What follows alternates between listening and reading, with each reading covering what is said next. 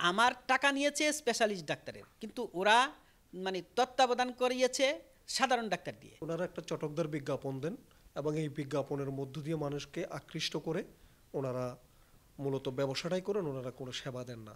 তো এ দুইজন সাধারণ ডাক্তার যারা স্পেশালিস্ট নয়, হ্যাঁ, এদের হাতেই আমার বেবিটা মারা গেছে। সহ্য করতে না পেরে সঞ্জিতা ডক্টরকে বলছে আমাকে সিজার রুমে নিয়ে যাও। ও বলছে বাচ্চা তো অর্ধেক এসে গেছে। চেষ্টা করার পরে বাচ্চা তাকে বের করে নিয়ে আসছে। আসার পরে বাচ্চার কোনো নড়াচড়া নাই।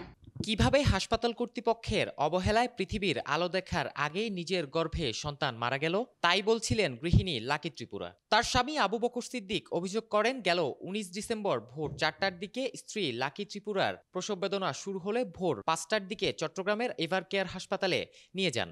ডেলিভারির জন্য তত্ত্বাবধানে থাকা হাসপাতালের গাইনি বিষয়ক সিনিয়র কনসালটেন্ট ডাক্তার সঞ্জিদা কবিরকে ফোন করে জানালে তিনি জরুরি বিভাগে ভর্তি হতে বলেন এবং শীঘ্রই আসবেন বলে জানান। কিন্তু ডাক্তার সঞ্জিদা কবির দেরিতে হাসপাতালে আসার ফলে মৃত অবস্থায় নবজাতক জন্মগ্রহণ করে।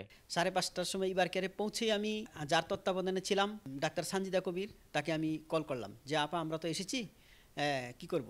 বলল যে ইমার্জেন্সিতে ভর্তি হন, হ্যাঁ আমি আসছি। লেবার রুমে যখন পাঠানো হয় তখন ঠিক 6:30 বাজে। তো আমরা মনে করেছি ইতিমধ্যে সঞ্জিদা কবির এসে গেছেন, হ্যাঁ উনি হয়তো লেবার রুমে আছেন, সেবা দিচ্ছেন। কিন্তু উনি যে লেবার রুমে নেই এটা আমরা পরে জানতে পেরেছি। উনি 9:30 বাজে এসে বললেন যে আপনার বেবির তো হার্টবিট পাচ্ছি না।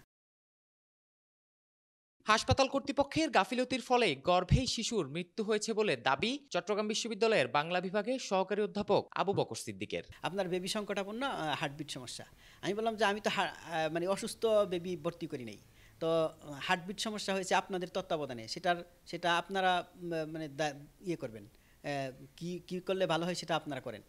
পরে আমি জিজ্ঞেস করলাম যে হার্টবিটের বন্ধ হওয়ার ইয়েটা কি, কজটা কি? উনি কোনো উত্তর না দিয়ে চলে গেলেন। আর বেবিও মানে গর্ভে খুব ভালো ছিল, এটা ডাক্তাররা বলল। এমনকি তার গর্ভের পজিশন সম্পূর্ণ ভালো ছিল।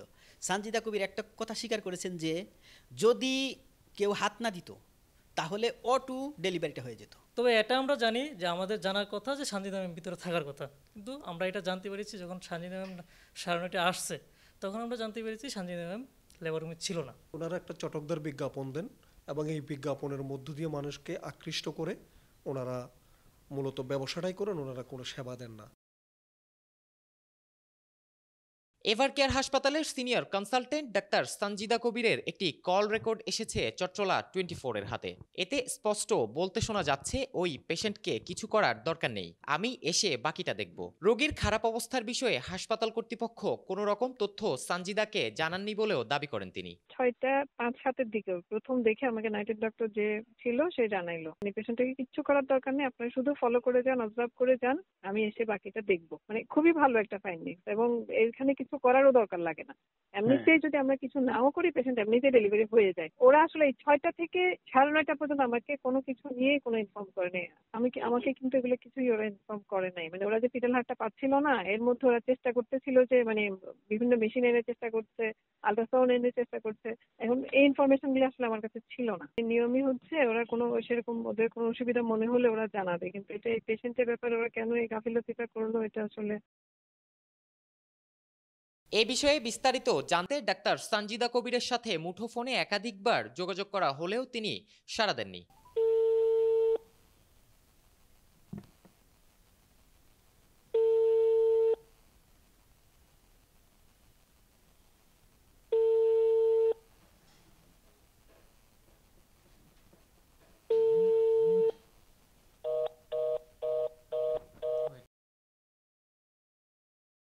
গর্ভে নবজাতক মৃত্যুর বিষয়ে সরেজমিনে এভার কেয়ার হাসপাতাল কর্তৃপক্ষের সাথে যোগাযোগ করা হলে তারা কোনো মন্তব্য করতে রাজি হননি।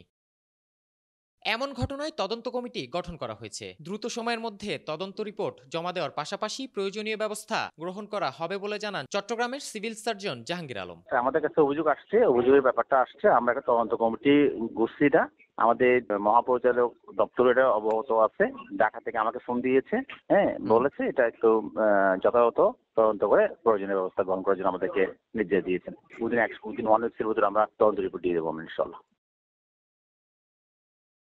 হাসপাতাল কর্তৃপক্ষের গাফিলতিতে নবজাতক মৃত্যুর ঘটনায় জড়িত সকলের শাস্তির দাবি